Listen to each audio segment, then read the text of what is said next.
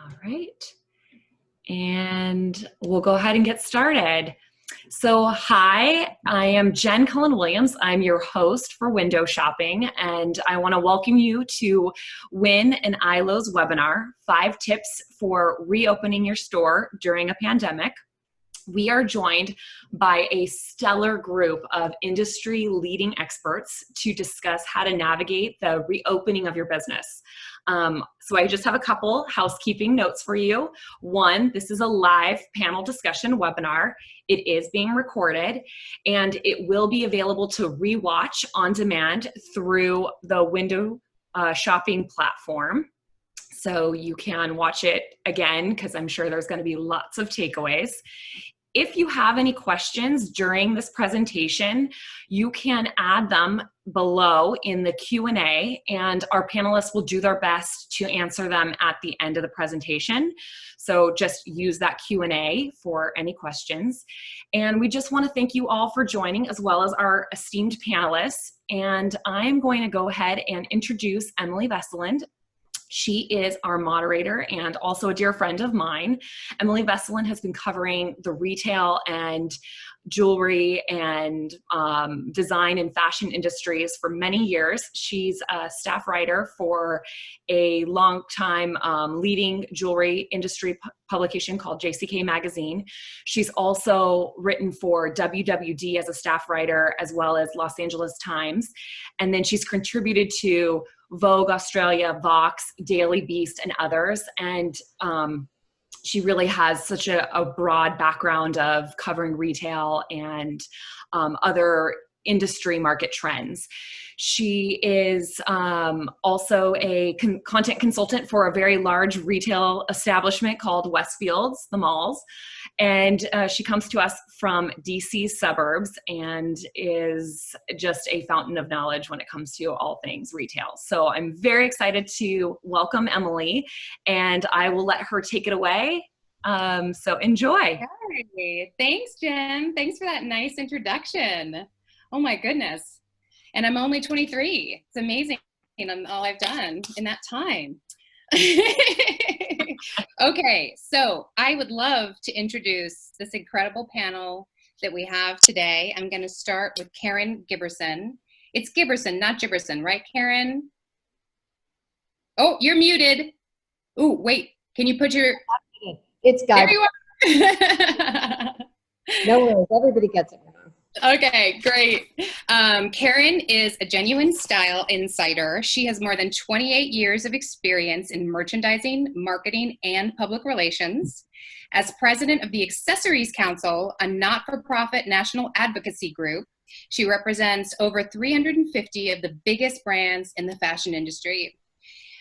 She advocates for policy positively affecting the fashion industry and serves to partner member companies to promote the industry as a whole. Karen is also an Emmy winner, which is amazing. And she writes here that she consistently expands her horizons and is currently enrolled in the Wharton School of Business. That's amazing. Fellows, general management program. I'm finishing this fall. Oh, congratulations. She's a master's fellowship. So thank you for joining us so much, Karen. And then we have Ken Szilasi. Did I pronounce that right, Ken? Szilasi. Szilasi, yep. And for 40 years, his store, Maison Weiss, is it Weiss or Weiss?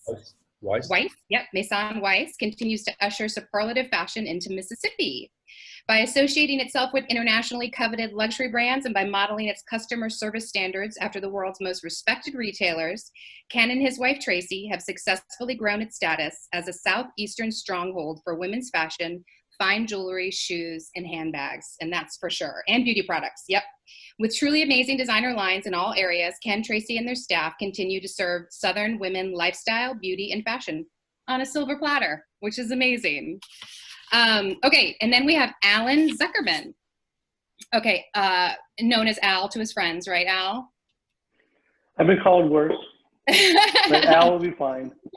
Okay, Al built a career in the luxury outerwear arena starting in 1979, so you are a veteran.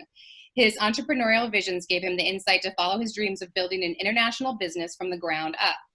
Al's specialty in business is marketing and building interpersonal relationships, which is the driving force of success in all endeavors, he writes.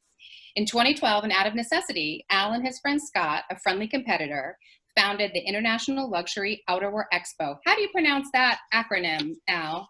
ILOE. ILOE, that's what I thought. Okay. Al now focuses his time on bringing international manufacturers together with North American retail stores to foster positive growth together. Fantastic. And then last but definitely not least, we have Jeff Zuckerman.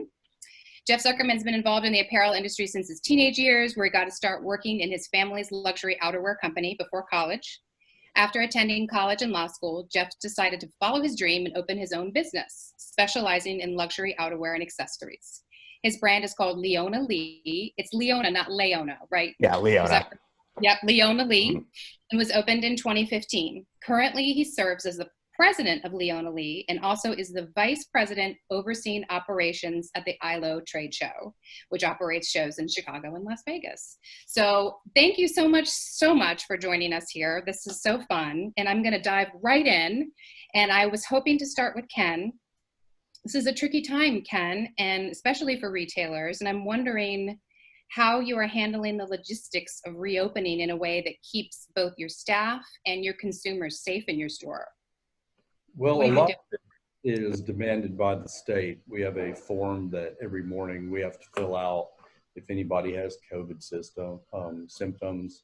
We monitor their temperature when they come in the store. And what we've done to make sure people feel safe that are customers is every salesperson is assigned hand sanitizer, Lysol, all the supplies they would need to clean their own dressing room. So we've specified their own dressing rooms for them to attend. And we make sure that the customer sees the dressing rooms being cleaned before and after they leave the dressing room itself. So This is for safety and psychological exactly. perks too, right? Okay, right. Because people want to see, correct me if I'm wrong, but my understanding is that people want to see things being cleaned in brick and mortars. Exactly, yes. Okay. Fantastic. And then how have things been for your staff? What kind of training or information have you imparted to your staff for their own safety and also for the safety of consumers? Well, everybody wears a mask in the store. It's required by the city right now. We've just monitored their hand washing. We've monitored every aspect that we've been told to do by the government and by our peers, just to make sure that they're safe. Yep, that's great. So a question popped up, and I know I'm supposed to wait till the end, but this goes hand in hand with this because I know you and I, or the whole panel, had been chatting about steaming clothes. Correct. And you had said that tell me a little bit about what you guys did. You steamed it first, right? We did. We have a very large steamer that holds about 70 garments. And for the first month back, every time a customer would get out of the dressing room, if they did not take the merchandise with them, we would put it in the back, put it in the steamer, and then have it steam for 2 minutes.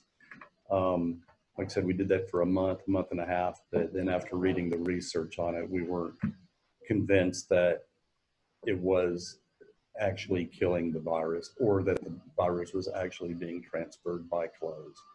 Mm-hmm, mm-hmm. That seems to be the prevailing thing now, is that clothes are not going to be the infectors.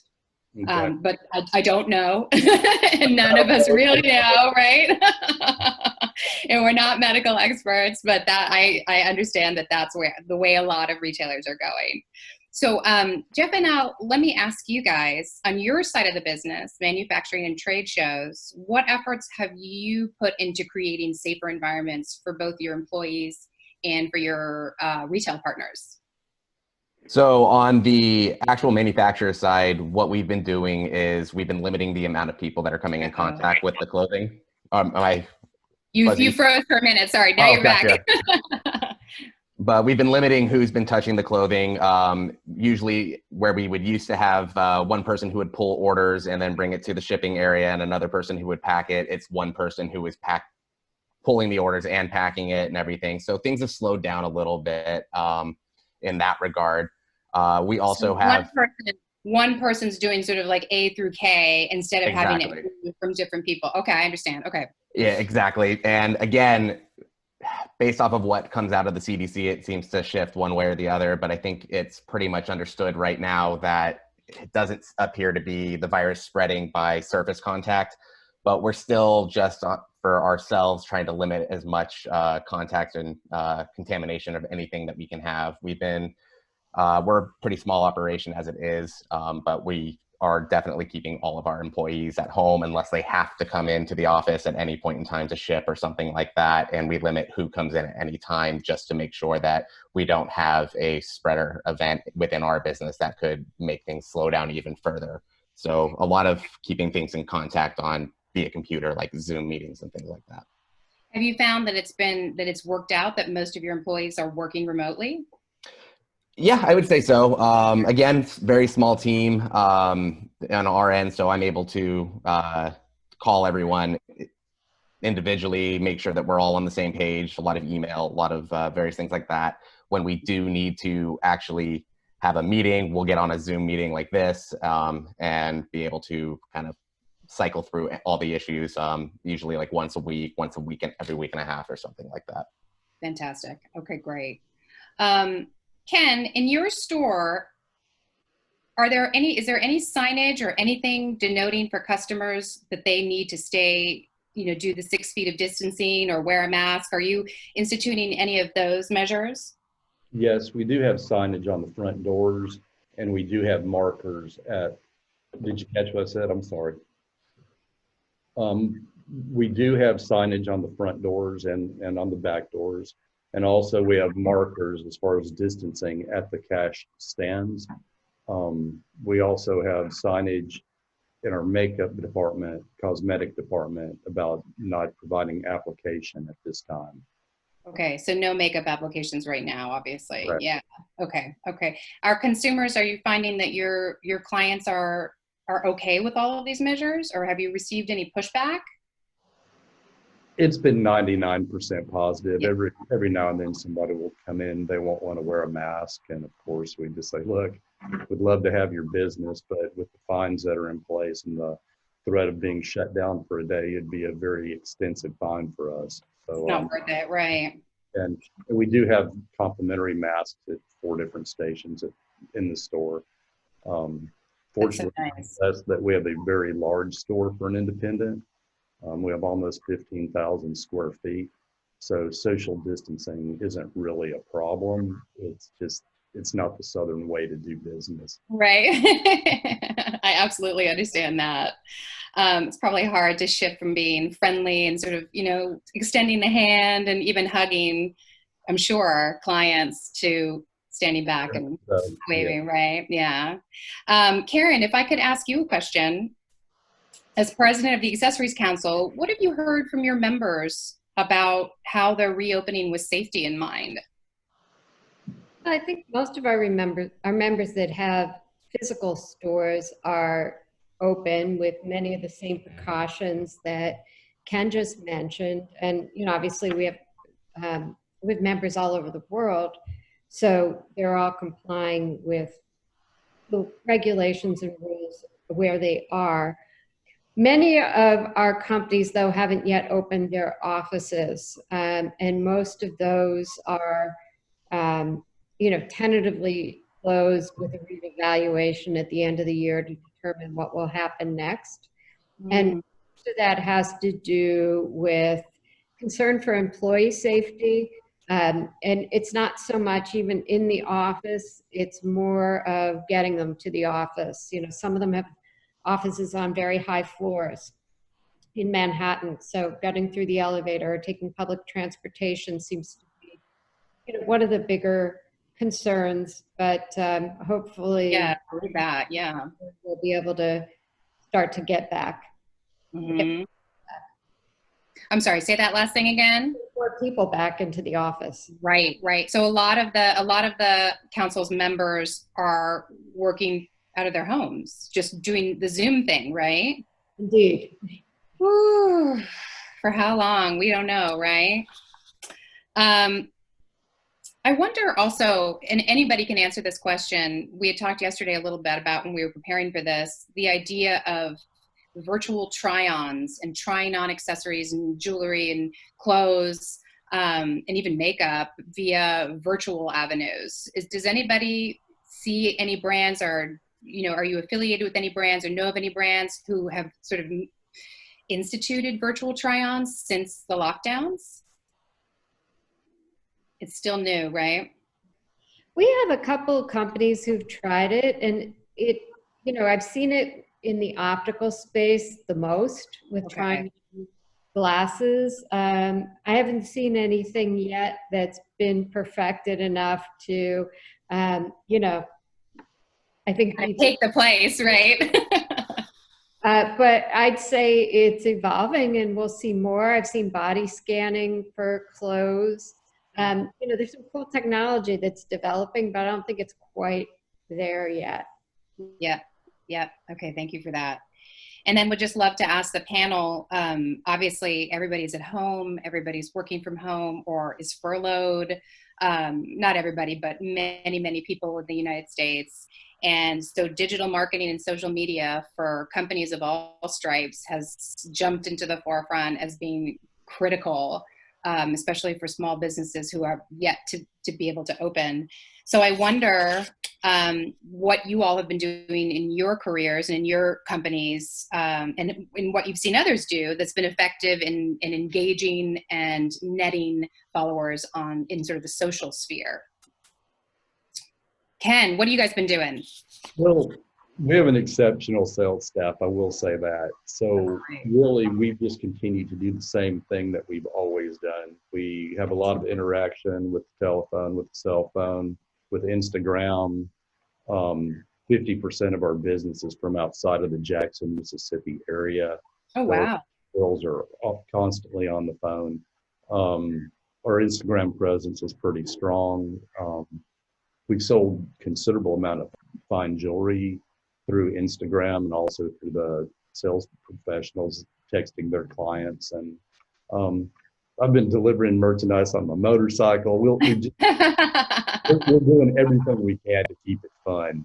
And right. It doesn't matter the channel, right? It just however, wherever people are, you're meeting them, right?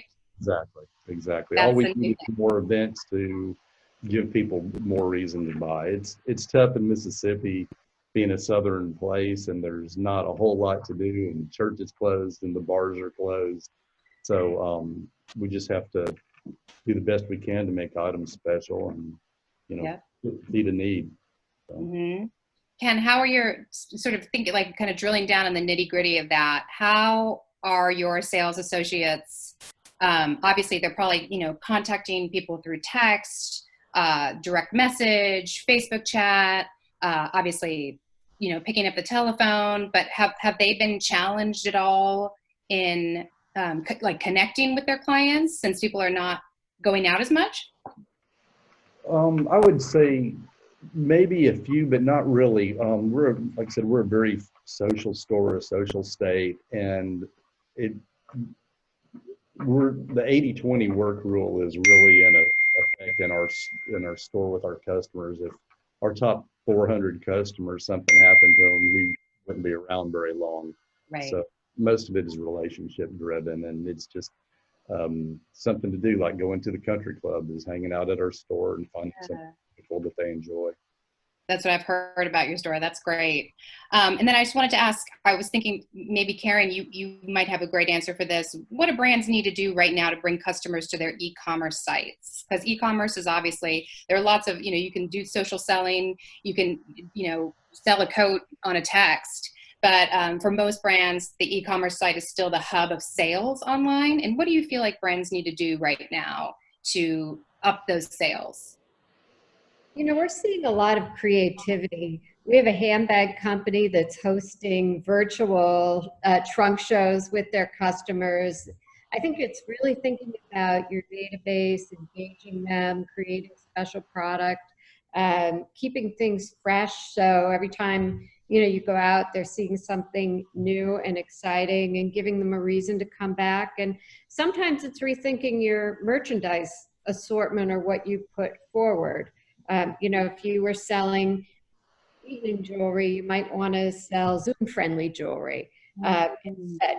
Just try to. Yeah. a little shuffle of your product mix. But I think it's really, engaging the audience and the fan base and customers that you already have, and putting yourself out there in groups where you may need like-minded people to draw them in. The idea of selling things that show here, right, has really kind of become important, right? Yeah, So we're, whether it's your necklace or the earring, hair accessories tend to be doing very well. We're not blowing our hair out. We're not getting professional, color. It's about the hair accessory. And we think that for holiday, we're going to see a lot of Zoom friendly gift items. I love it. That's great. Strange and wonderful, right? For everybody, and let me ask Jeff and Al first, if I could, the efforts that go into keeping your clients and your employees safe. Are you in any way publicizing, promoting, or marketing those efforts to your retail partners, or if you're consumer facing, to your consumers? We actually have two sets of audiences that we have to cater to, and each of these segments have different needs. Case in point, we run an international luxury outerwear exposition, and a great deal of our manufacturers come from abroad. So when you talk about safe, my God, that is a very important subject. Who's going to get on an airplane who's coming from Greece, Milan, Turkey? They all have concerns, and the concerns come from a mixed bag. One of the concerns are, if they come to America and one of them does test positive, where are they going to quarantine? How are they going to get back home? And who's actually going to even let them? Secondly, is that it seems like the media internationally, both here and abroad, keep sparring. They're telling their people overseas that it's out of control here. We're telling our people here, no, we're working through it just like the rest of the world. So we're having to message a very positive tone, because these are people that really want to break into the American market. They're coming from great distances to be here.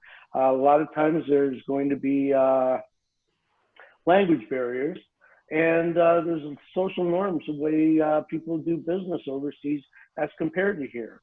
When they come into the booths, how are they going to deal with the retailers? How are they going to keep everybody safe from trying on coats, trying on any accessories, and even more so is that how are they going to keep their distance? So these are the things that we're having to deal with on the manufacturer side. As far as the retailers go, Jeff, you want to talk about what we're doing for retailers? Well, actually, just jump on one of what you were kind of getting at there to kind of couple with this. Yeah, there's a lot of concerns going on right now, and what we are really trying to do is spin that positive message, as well as being as realistic as possible with what we've got going. So we've been doing a lot of email blasts to our retail stores, trying to really answer any questions that we possibly can to alleviate stresses, as well as to try to come together. Come together as one industry, partner together, really direct the conversation that we all need to have that will let us all align together to figure out what the future is going to be, what that new normal is. And I mean, there's not a lot of great answers that are definitive at this point in time. So what we really are working on is trying to just come together with our partners, our retail partners, our manufacturer partners on the trade show, and really try to just develop ideas, goals, and more importantly, dialogue. One of the big things that we've done on the retail end, is going back to that social media question, is that we work with our retail partners, and we are trying to leverage our creative assets as well in order to try to bring in traffic to their stores. So we leverage your creative assets to get to them.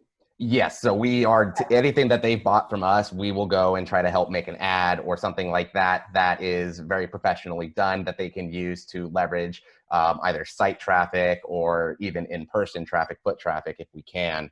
So it's one of those things where nobody can stand on this in COVID right now. No one can stand on an island by themselves. Everyone has to come together, and we have to collaborate and really work forward to find solutions that are creative.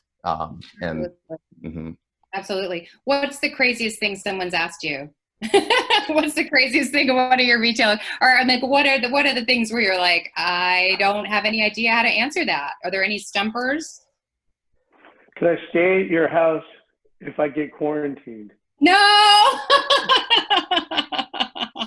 That's a really pragmatic one, right? And again, as Jeff pointed out, is that we don't have customers, we have partnerships. Right. And we address each and every individual, whether they're retailers or manufacturers, that they're not in this alone, that we're in it together. We all have the same needs. Manufacturers are looking to get that footprint in America, and the retailers are looking for new, fresh product that they can get into their store. So the reality is that we want our retailers to know is that we're bringing in partners from overseas, not to sell goods, but to enhance what they're doing. So when we talk about, can I stay at your home, we're talking about genuinely forming friendships and working very hard with them. For instance, we have a firm out of Milan right now, and they're in the process of getting their footprint here in America. They manufacture for all of the finest designers in Europe, but over here is not always easy. So we make it our business through our marketing department to introduce each and every partner that we can and make a nice feeling so that when they come here, they know that they're going to either shop with us at Wynn and they're going to be taken care of really well, or they're going to be shopping with us in our other venue. But right now we're spending our time fostering relationships other than just selling. So it does occur to me when I think about the brands and the retailers that have been thriving during this tricky time, that customer service and that connection between company and client is really the cornerstone of their success. And it sounds like that's exactly what's happening at your company and what you stress. Is that right? Customer service is kind of everything. Well, I'll tell you, customer service is tantamount to every success. When you walk into Maison Weiss, you are greeted. Customer service is absolutely essential to success in all of trade right now. When I go somewhere and I go and meet with an individual, I stress my customer service. And if you're not happy, I'm not happy. And when you have a problem, it needs to be addressed. We don't staff out issues. We as an organization take each and every issue and deal with it right there. And I don't want anybody in any situation to feel that they've been okey doked or simply not just even addressed. So that's how we have done it. I'm going to use that, okey doked. I like that. That's great.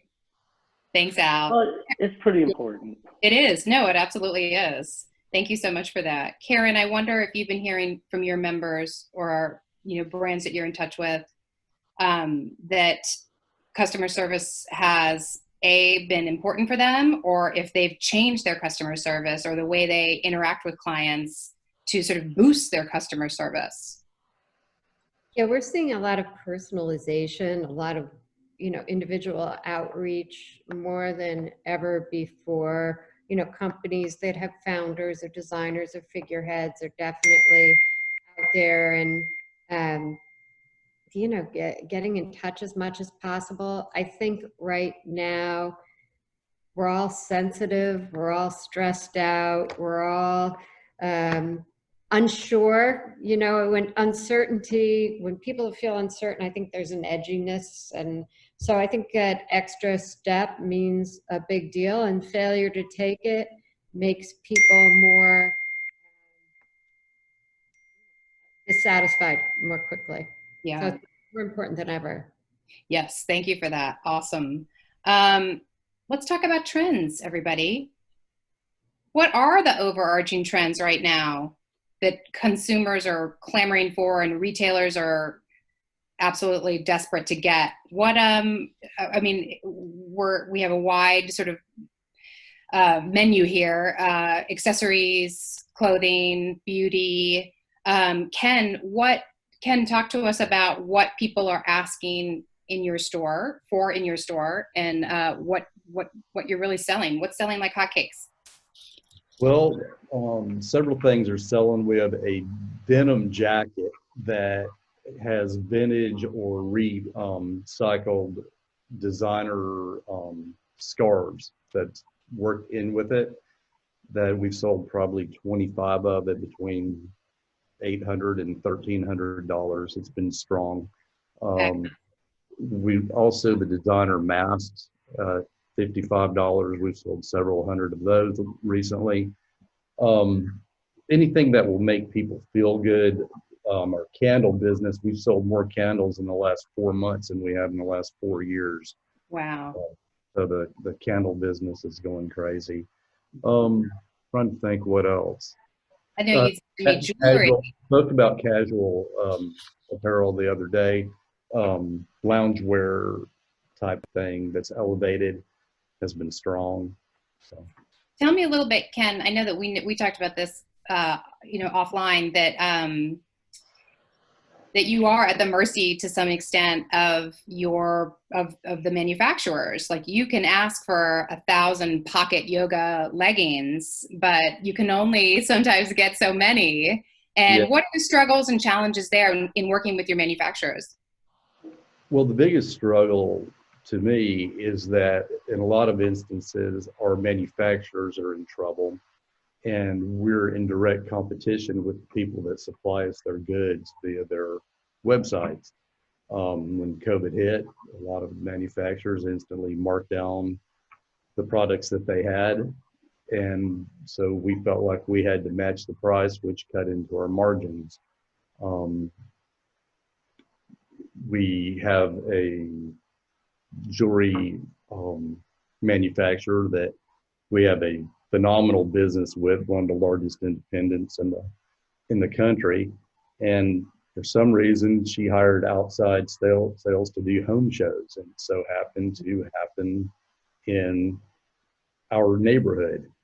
So we had to fight that battle. It just seems like a lot of the manufacturers are desperate and they're looking for new avenues, and often they're biting the hand that feeds them, which is the retailer that is the brick and mortar store. Yeah. We've seen some, I specifically cover jewelry now, and we've definitely seen some long-time stalwart jewelry store brands launch direct to consumer. And it's like, whoa, right? I mean, it kind of takes you off guard when it's not just competition, but it's sort of a fierce front of competition, right? Exactly. Yeah. Thank you for that. Jeff and Al, we also talked about previously how shipping costs have been prohibitively expensive. And how, I wonder if you could talk a little bit about how this fact challenges you guys and the manufacturer, and then ultimately the retailer. Yeah, so shipping cost is definitely one aspect of it. The other aspect is a lot of the manufacturers have, going along with Ken's point, we received a lot of cancellations, so we're sitting on a lot of merchandise, and we don't want to, in my business, we don't want to compete with our people, but we're also trying to find creative ways in order to survive, keep going and survive and keep our employees and everything. So it's definitely been one of those stressful things, because if the retailers have canceled the orders, which they have in a lot of instances for this last season, well, we also still have the minimum orders that we have to place with the factories, which it becomes a compounding problem as you go up the line a lot of ways, which is why it is so imperative that we come up with ways to work together as one collective industry on this. But the shipping costs on top of that, what used to cost, let's say, $1,000 to bring it in from China, it's by plane, it's now 600% higher than that on some instances. So it's $6,000, and it's just because of the way that there's less flights going through. And now what we're looking at doing is to save on costs, which we can't pass on the costs in almost any instance. If you purchase something from us, we can't just turn around and say, it's going to be, 50% higher now to you, because that throws off everyone's margins and planning and everything. So now you're looking at trying to put things in on boats, which definitely increases the time from a matter of a week, let's say, from door to door, from factory to our warehouse, for example. It's now a month to a month and a half, and it's definitely kind of. This would account for why retailers, can't get things sort of instantly, right? I mean, you're getting the merchandise more slowly. Exactly, and it's definitely. It's stretching the timeline that was already operating several months ahead. Now we've got to operate even farther ahead, and we're trying to figure out how to do that. And there's not a lot of great answers again right now with the way that the world is just kind of playing out. Yeah. Is there any? I wanted to just seize on something that you'd said, Jeff. Have you had any success with renegotiating your minimums with manufacturers? Is that something, or can they just not do that? So my experience with a lot of my suppliers, especially because I'm in the luxury end, I have a little bit more flexibility. A lot of my pieces cost a lot to make in the first place. So I've been able to bring things down from, a minimum order quantity of, let's say, 300 units of something and bring it down to 200, and then have a little premium put onto it or something like that. Some factories are just, we're desperate for work, so please send us what you have and we'll do everything we can to work with you. But I know that a lot of the factories are pushing to, maybe you should try to go online, but it's that whole, I don't want to be in direct competition with the people who are buying from me. Right. Exactly. Yeah. Oh, that's a conundrum. That's tricky. Mm-hmm. Let me see. Let me look at the time. Okay, we better move on to this big last question if we could. We had talked about what's happening with retail moving forward. We obviously don't have an answer for when the pandemic is going to end.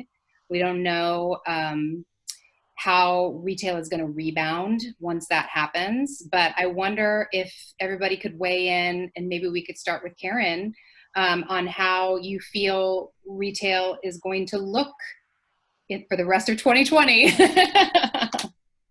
It's funny. If we were having this conversation last year, we would have been talking about how to amp up your experience in the store, and what you could do to entertain and delight and draw the customer in. And now we're talking about, really just keeping them safe and still having, some kind of good experience, customer service experience, but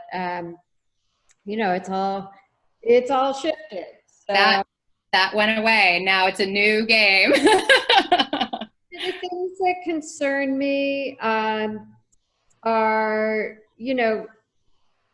retailers not just going to the same well, to be open to discover new things. And one thing that we've seen, last month, our organization had more new members than we ever have had in a month in our history of being in existence, 26 years. So why do you think that is, Karen? Well, I think it's a few things. I think that there are people that maybe had, the dream of starting their own company that now have time. I think it's people that had a company that was brewing that put more energy into it. I think it's taking the time to network. They may have been out there and been around for a long time, but it's, now realize that they need a little extra support. And the thing that's cool about almost every one of those companies is that they're purpose driven. They're dedicated to sustainability, or there's a cause, or there's a rich story behind it. And I think the customers are going to crave meaning behind what they buy. If I'm going to buy something, it's got to either meet my immediate need, which is going to make me comfortable or make me look good on Zoom. And it's got to be, there's just not going to buy it because it's another scarf. It's got to have some function or purpose. There has to be some sort of significant reason for buying that jewel from that person, right? I mean, and they also, it's about personalization, as you said earlier, and then sort of the sustainability, ethical issue that is becoming more important for consumers, would you say? Yeah, okay. 100%. I just think 100%, yeah. something behind what you buy, what you gift. Here's good news. I think it's going to be a more tangible holiday. We're not going to be giving dinner certificates or, concert tickets because we don't know. Oh, I like, yeah. So if you think about gifting things, the gifting of things, if we can gift things of meaning, that's pretty exciting. It could be a great opportunity for a lot of our members. That's a great headline, a tangible holiday. I love that. Thanks, Karen. Okay. Let's see, we have time. Yeah, Ken, could you also answer that same question? What do you see coming up for 2020 in terms of how retail is going to twist and bend? Well, I think it's going to provide a good opportunity for us personally in Jackson, Mississippi, in that a lot of the times affluent people will go to New York or to Colorado or whatever for the holidays. And this season they'll be at home and hopefully they'll be shopping with us at home. So I think that could be a blessing for us there. As far as the merchandise mix, we're going to still be loaded for bear. We're going to have a store full of beautiful things. And in our store, there has never been anything anybody really needed. It's items that people are passionate about, to make them feel better. It's true luxury. So we're just going to keep relying on that and try to provide the best experience that they can have and go forward. If the pandemic ends, there's a vaccine that comes to market, everybody's inoculated, how do people shop? They're going to be running back to the store. Yeah. Pounding on your front doors. And we will have plenty of cocktails for them. We'll give them a dog and pony show like they've never seen. Oh, that's awesome. Karen, what do you think? The vaccine is out, we're inoculated, things go back to normal. What happens with consumers? I'm not sure that it's going to be normal or back to back to something that's a new kind of normal. I think in the short term, we're going to embrace our comfortable spirits. But, as we think out farther, I have to believe that, any action has a reaction.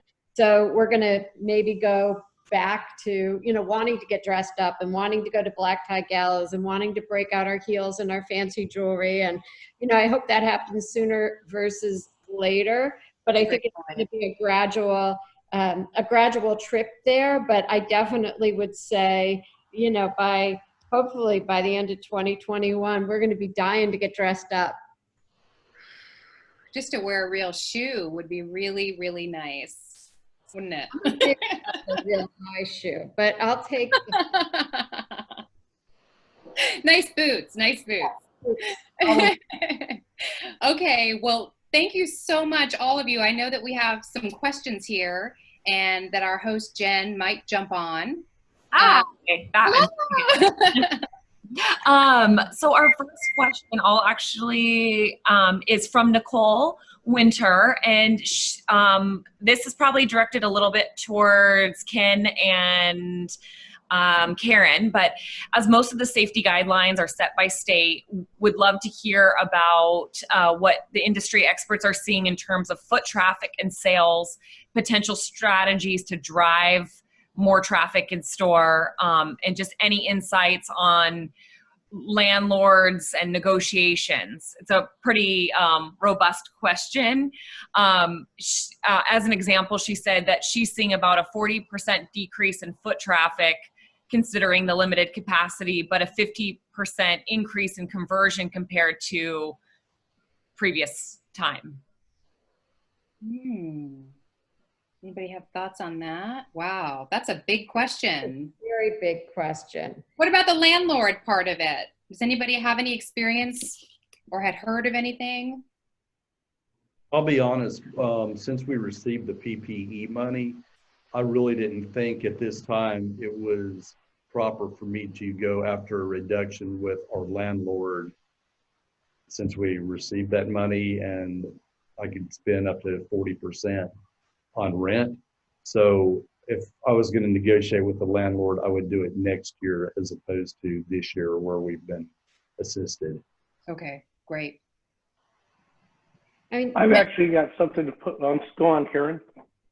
oh, we definitely see a lot of retail locations closing, and we believe that rents, we know rents in New York City are down. I think there could be some opportunities. We think we're going to see more pop-up stores, or less short-term, more short-term leases pop up, and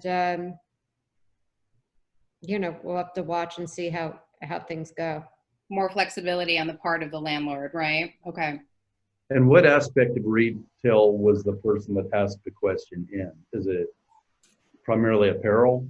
I don't know what type of retail, but the question was definitely around driving foot traffic to the store. And that actually takes me to another question that came in from Jess. And Jess had asked, do you think hosting private small events at the store while maintaining social distancing will work to attract business? Having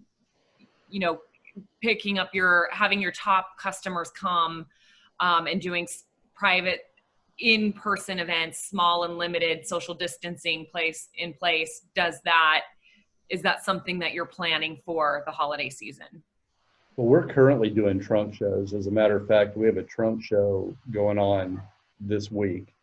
So in Mississippi, people aren't really afraid to get out in that capacity. I think we, in general, have better luck with private one-on-one events with a customer than we do with group events. Yeah. We're working with Madison Avenue Bid right now. They're doing something in September called Welcome Back Saturdays. And so far they have 60 retail stores that are signed up. And there's going to be, shopping tours, fashion trends. They're really working to make it a socially distanced event, with places on the street, and try to build some excitement in a safe way. That's really the first thing that we're going to be working on. That's an event or an in-person event of any kind since March. So we're pretty excited about it. Great. There is another great question from Jess that came in, and would love to hear about retail stores attending trade shows in 2021. What's the best time to start thinking about exploring new products and trends and meeting, the budget constraints? I think this is a great question for Al or Jeff in regards to thoughts on, trade shows. Well, trade shows have to happen, and they have to happen in very specific time frames. Is that driving traffic into a trade show means that somebody who's looking for fall goods has to shop in the window of late January into early March. Otherwise, production, shipping time frames, especially now, which we discussed, is really going to affect whether or not you're getting product or not. As far as driving retailers to trade shows, of course, retailers are saying, am I going to get on an airplane? Do I need to go? I think that the answer is everybody wants to get out. Everybody wants to go back into the retail store. The retailers want to get back into the marketplace where that they can physically see, physically touch, but know that they're in an area that the people care about their general safety and certainly their well-being. So to answer the question, I think that is going to sincerely be a gradual back to the marketplace, and people want to get back to business. I am going to agree with you on that. And the big thing is that when it comes down to a trade show, it's going to be the one place where you're going to be able to have all of the different brands, all of the different manufacturers who are going to be coming to the trade show. So it's going to be a location where you're going to be able to see a lot of different things coming off of COVID right now. I mean, organizing a buying trip to New York, especially with so many brands, they're not even at work right now. You're not going to be able to find as much, or have a more difficult time planning your actual trip. So a trade show that is properly run, has all the safety measures in place, is probably going to be the best place where you're going to be able to find what you're looking for, or even try to find something new that is going to try to liven up what you have, your offerings in your store right now, to try to really attract people to come through, even if you're not having the foot traffic per se, but are trying to do something online or anything like that. To interject, our buyers will be in Dallas next week. So that there will be a trade show in Dallas next week. And I certainly know that Europe is opening up as well. I know that Milan will be going off in February. I know in fall that they're going to be in Dusseldorf, and they certainly are going to be in Paris as well. So people want to get back to it. And again, it doesn't matter if you're a manufacturer or retailer, is that I've been told on both sides of the fence, it's not who I know, I want to know who I don't know. And how can you find something new or have genuine interaction if you just don't go? Yeah, can't see, right. I think the regional markets will be more important for a while. And, you know, we, for the first time in years, we're 5.5 hours from Dallas, and we always fly to Dallas, but we primarily use the New York market.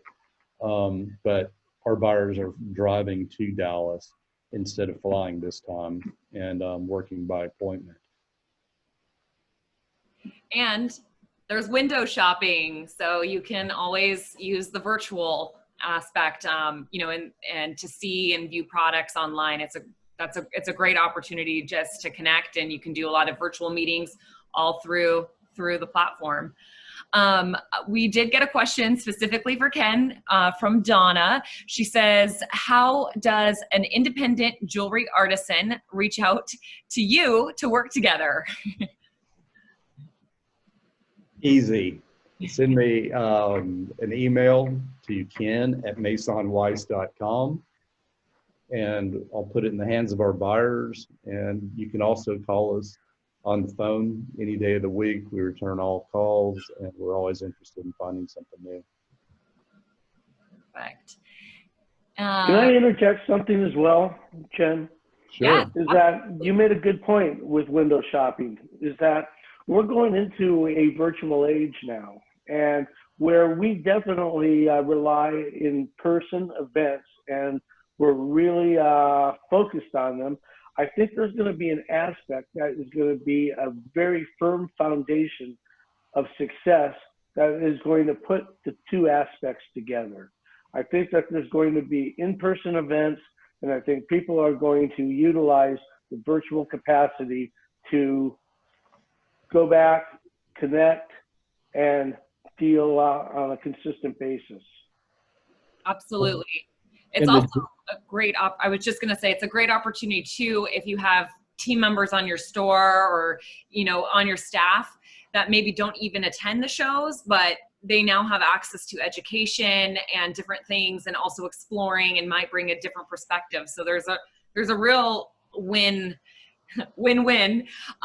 you know, by using the virtual platforms that are out there, and, you know, getting more comfortable in doing it. Cause I think it will, to your point, Al, I think it will be a hybrid model moving forward for most trade shows.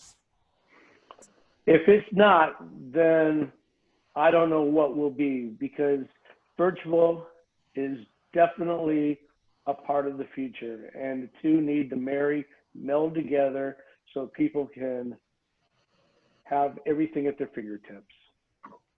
Agreed. It looks like we've answered most of the questions that have come through. I did get a question about they would love to know where to reach out to each of you.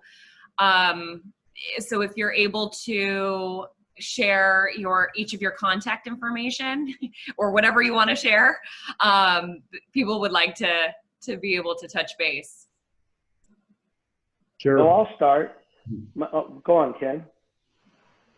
Reach out to us at ken@masonweiss.com, or if it's apparel driven, our primary buyer and my partner in life and in the store, Tracy Szilasi, you can reach out to her at tracy@masonweiss.com. God, what a horrible picture of me. God. Frightening. Okay. Anyone else? You can always find Jeff or myself by either going to Al at ILOE Show, ILOESHOW.com, or Jeff at ILOShow.com. And probably more than likely, the best way to go would be to go to Jeff, because Jeff really takes his time to really evaluate and reach out. Perfect. Thanks. Jeff, do you want to put your email into the chat? Yeah, absolutely. I'll go ahead and do that right now. Perfect. And Karen already added it to the chat. Karen at accessoriescouncil.org. And Emily, where can they follow you on Instagram or Instagram? Yeah, here it goes into the chat. Right. I think that went to all panelists. We just all put them all in there to all attendees. There we go. Oh, you guys got it. All right. And I think that is everything. So thank you all for joining. This was wonderful. Learned so much. And now people know where to get in contact if they have any follow-up. You can catch me. You can actually message me through the window shopping platform. You just send me a message and I check it often, and happy to chat through that. So thank you, everyone. Thank you, Have a good week. Thank you. And we'll Thanks, Al. Thanks, Karen. Thanks, Al. Thanks, Ken. Thank you very much for having this opportunity to reach out and work with the team. All right. Have a great weekend, everyone. Be All safe. right. Have a great Take care. weekend. Bye-bye. Bye.